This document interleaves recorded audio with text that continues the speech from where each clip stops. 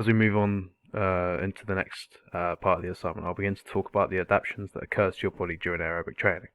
One of the things that will adapt along with exercise is your VO2 max. Your VO2 max is the maximum optimum rate at which the heart, lungs, and muscles involved can effectively use oxygen during exercise, or in other words, the maximum amount of oxygen you can utilize during the exercise. A regular person's VO2 max would be around 40 milliliters per kilogram per minute, whereas a highly trained athlete, like a triathlete for example, would have a much higher VO2 max, which would be around 70 milliliters per kilogram per minute. And like I've said, this comes from intense training. Keep uh, Keeping a triathlete as my example, they do 3 different activities, bending their body in obviously 3 different ways and pushing it to the maximum. The body needs to be able to adapt and to learn how to cope with the different environments, and also need to ensure that there is enough oxygen getting around the body to the different muscles that are necessary. Having an increased VO2 max will mean that the muscles will be obviously more effective for higher, obviously, volume of oxygen being transferred to them. That's including your heart and lungs as well, making the exercise you're doing, like the triathlon, much easier. As you can see where the VO2 max is on this graph, at this point where the graph plateaus and it does not proceed to get any higher. This is because they can't use the oxygen in their body any more effectively than what they are at this point. To hit your VO2 max, you have to be working at a very high intensity, so like a triathlon where you're swimming, cycling, and then running at a fairly high intensity for quite a while. By training and improving your VO2 max, you're not just ensuring that you're more physically healthy, there are also other benefits that come with it, such as helping avoiding cardiac diseases like heart attacks and lung cancer, but I'll talk more of those on the next few slides.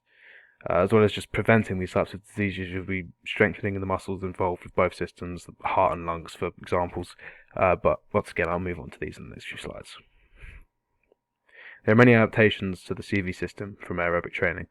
These consist of an increase in heart size or cardiac hypertrophy, basically meaning the muscle of the heart, the myocardium, increases in size and strength, basically meaning it can push out more blood in each contraction. This occurs due to repeated exercises as the muscle fibers in the heart will tear, rebuild bigger and stronger, just like any other type of muscle if you're using it a lot. So if you do bicep curls, many bicep curls will be contracting the muscle, meaning more muscle fibers will build up and get stronger, meaning you can lift heavier weights. An increase in stroke volume. This basically means there's an increase of blood being ejected in each contraction. Increase in stroke volume will come with an increase in heart size or cardiac hypertrophy, like I've already mentioned, and this happens from obviously regular training. Decreased heart rate. There will be a decrease in heart rate when cardiac hypertrophy occurs, because of the heart is capable of ejecting the same volume of blood out of the heart in just much less beats, basically showing that the heart is stronger and you are much fitter. As you can see here, the person who took part in the multi-stage fitness test has a considerably higher heart rate than the person who took part in the Wingate test.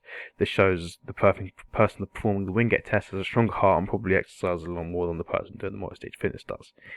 Having a lower heart rate also means that you'll have a higher heart rate range. Your heart rate range is figured out by finding a maximum heart rate. So if you took a 20-year-old, for example, it would be 220 take away 20, which would give you your maximum heart rate of 200. And then you get your resting heart rate. So if we use the Wingate data, for example, you'd see that it would be 200 because that's the maximum heart rate. Take away 65, because that's what the resting heart rate here is, which gives you 135 beats per minute. 135 beats for your heart rate range. Having a higher heart rate range means that the athlete will have greater capacity for aerobic exercise. Increased cardiac output. This is relatively similar to stroke volume, however the difference is that the cardiac output is per minute and not per beat. Increased blood flow. This is sort of the same sort of thing. Links with increased myocardium strength. Obviously, an increase in blood flow means that your muscles will be getting more oxygenated blood, meaning they'll be working more efficiently. Decreased blood pressure. This is aimed at people that suffer with hypertension. Exercising aerobically, like walking, jogging, cycling, or swimming, can help reduce blood pressure and bring you back to a healthy reading. There will be an increased capillary to fibre ratio, meaning an increase in total cross-sectional area for capillary exchange, basically meaning there is more blood flow to which means more oxygen can be pumped to the working muscles. And finally, an increase in blood volume. An increase in volume of blood that's being injected from the heart. So once again, like I said about increased cardiac output, more blood is being sent around the body to the muscles that are needed. When taking part in a triathlon, one of the most noticeable cardiovascular system adaptations is that your heart starts to beat faster. Along with this increases your heart rate, you get an increased cardiac output, meaning there is more oxygenated blood being pumped around the body and delivered to the necessary muscles. Obviously, when you're exercising, the muscles are working harder, and your muscles need to be oxygenated to be able to function properly. So it all fits together quite nicely. As you can see in the multi-stage fitness test, the heart rate goes up along with the stages. In the multi-stage fitness test, the stages get progressively harder as you go up the stages, putting in increased strain on the heart to get the oxygenated blood around the body. Like I've mentioned in previous assignments, there's a thing called the anticipatory rise. It's basically nerves or excitement that builds up before taking part in a race or game. As you can see, the heart rate increases by almost 100% from just under 80 beats per minute to 160 beats per minute. This clearly indicates that the muscles require a higher supply of oxygen for them to be able to work at the intensity required. And the same thing happens with the Wingate test, but this time the heart rate gets almost 3 times higher. It happens a whole lot quicker. This is because the muscles work at a much higher intensity, meaning the oxygen is needing to get to the muscles and keep up with that intensity. Even though the test is only 20 seconds long, due to the power that is being exerted from the leg muscles, more oxygenated blood is required. By training your cardiovascular system, you're decreasing the chances of getting these diseases. Abnormal heart rhythms or arrhythmias, congenital heart disease, coronary artery disease, deep vein thrombosis, heart attacks, heart failure, and heart muscle disease. Onto respiratory system adaptations. Doing any type of exercise will cause adaptations to the respiratory system, as the respiratory system consists of the lungs. Whenever you do exercise, no matter what you're doing, even if you're just walking, your lungs will be working harder than what they would be if you were sitting down or at rest. However, running something like a triathlon or a marathon will put an even greater strain on your respiratory system, due to the fact that you're working for hours on end in 3 different types of event as well. So it's 3 different ways your respiratory system has to adapt in one chunk of exercise. Ways that the respiratory system will adapt when performing the aerobic exercise consists of the things like this. The ventilation or breathing rate will increase when exercising to get enough oxygen in and around the body, to the blood, to the working muscles. The lungs will increase in size and strength, meaning more oxygen will be inhaled to the body, decreasing the residual volume, basically meaning more of the total lung capacity is used. More carbon dioxide will be exhaled, which means better working body, obviously, as there's no waste products in the body, or poison, which is what carbon dioxide is to the body. There will be more alveoli in the lungs, allowing more efficient gas exchange, meaning more oxygen can be diffused into the bloodstream, obviously meaning better working muscles. The strength and endurance of diaphragm and intercostal muscles will improve, resulting in improved ability to breathe in more air, basically, for longer, meaning less fatigue. Aerobic training tends to improve the endurance of the respiratory muscles, like I've set up here. The exchange of oxygen and carbon dioxide improves as the gradient between each becomes larger. This occurs because more oxygen in the tissues and the more carbon dioxide produced creates a larger difference gradient between the blood and tissues.